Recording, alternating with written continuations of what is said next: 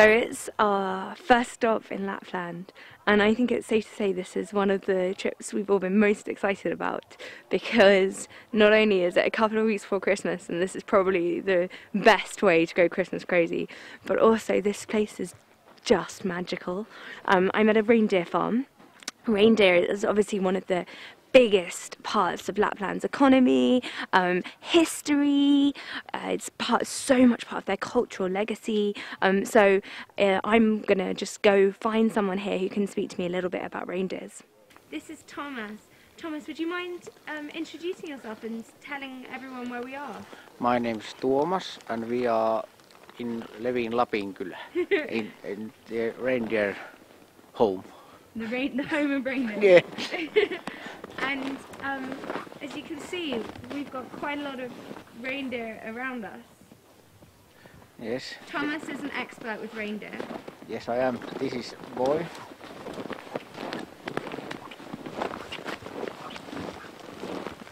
And this is young ones. They don't work yet. They are training here. Because the reindeer must be 3 years old when it's going to work. Because they are tourist reindeers. Or like that. What then? Why do they have to be 3 years old? They are then big enough. They're then big enough. Yeah, and female don't work at all. What do the females do? They are hopefully pregnant. Ah, okay. They are birth about May or June, and they are 9 months pregnant like a human being. And can you tell me, how did you come to working with reindeer? An accident. It's like a heritage. Like I just do it.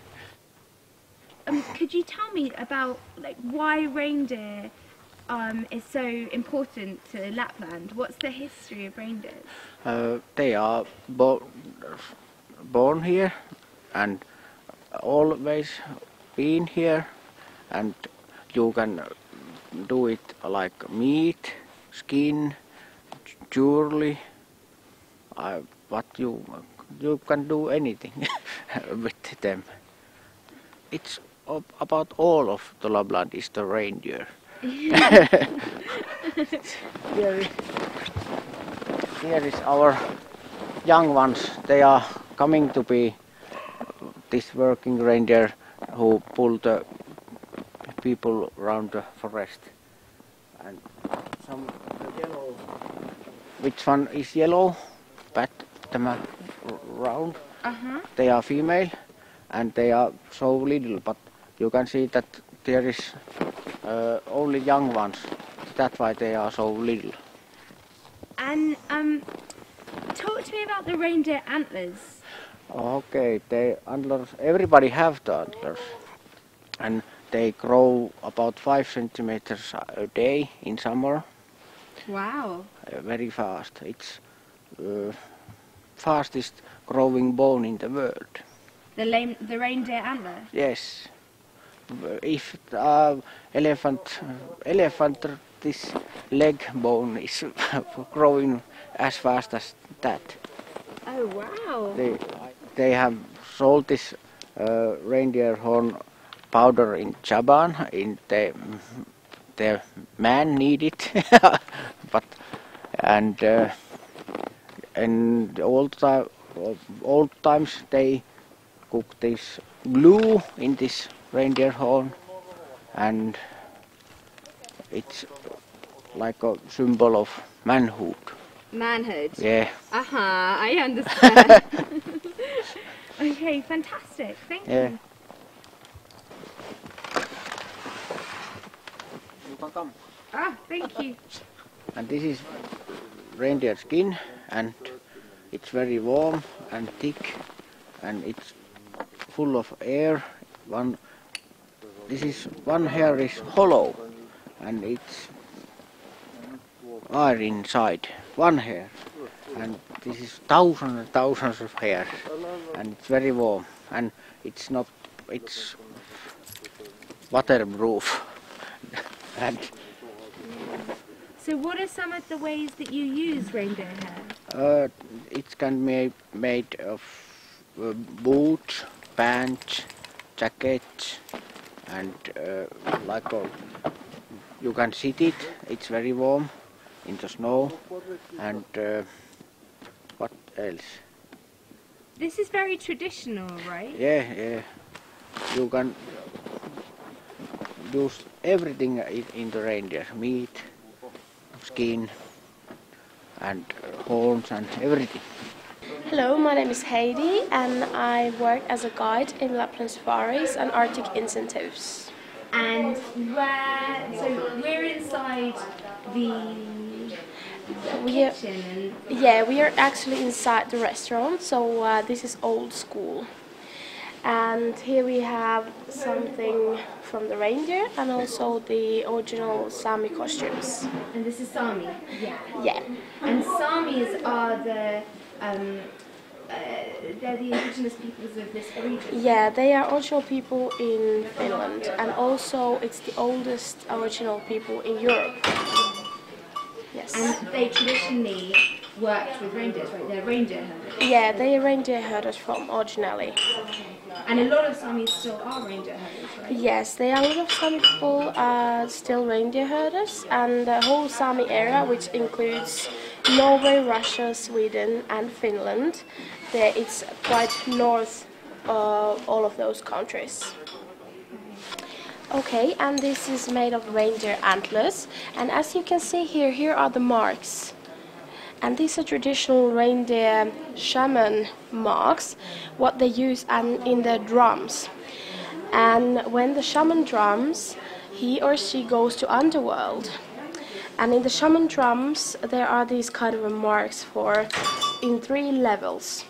And down there are the trolls, then human beings, middle, and then the gods up there. And they are drumming drum and saying words and then go into the underworld.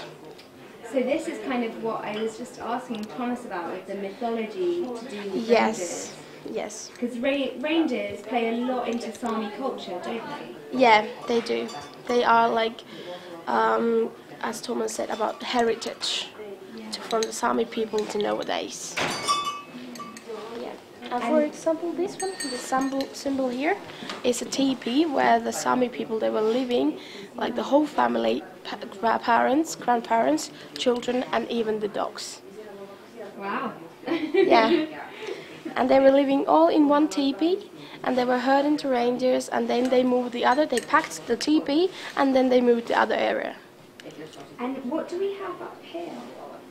Up here, okay, so up here we have big reindeer antlers, and here is also the reindeer bell.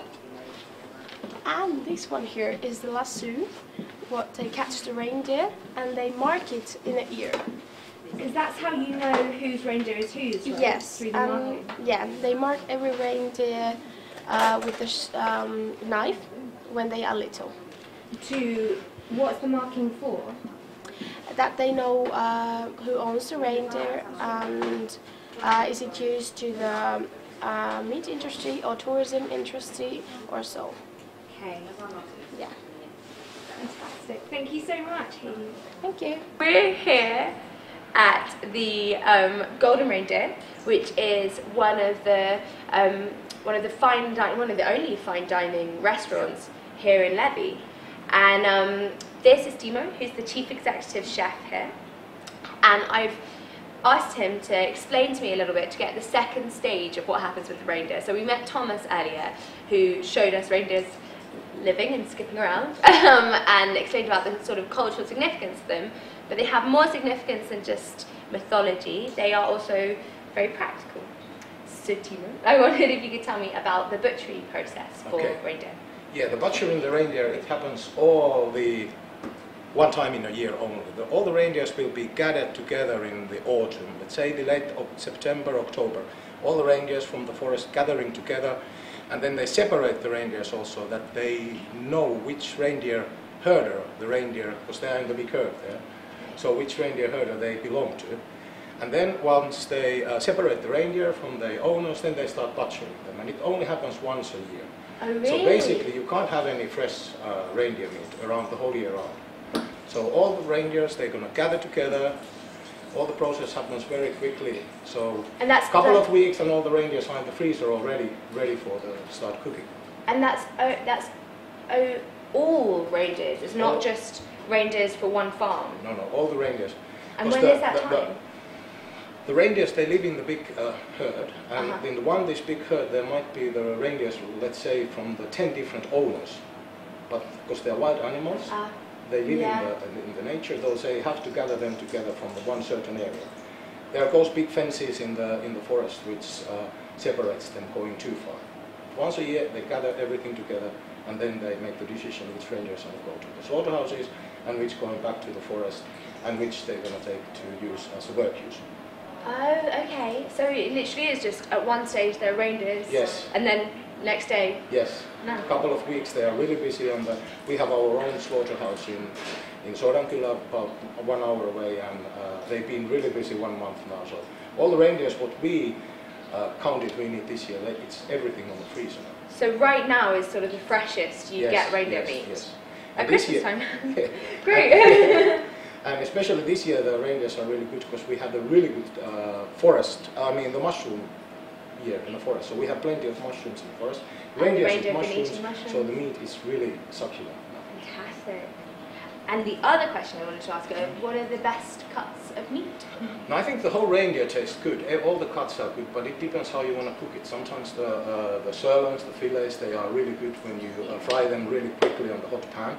But then if you use the shanks or the necks, it needs to have a long time to braise them.